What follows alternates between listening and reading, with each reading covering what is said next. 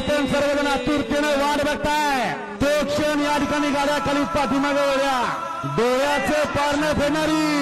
अंगावरती शहर आणणारी भिंगोरची शर्या आतापर्यंत आपण ऐकत होतो सोन्या आणि बकासूर एकत्र तर काय होईल आज या ठिकाणी पाहायला मिळणार आहे आणि आज सर्वांना कळणार आहे जो चिता वही सिखंदा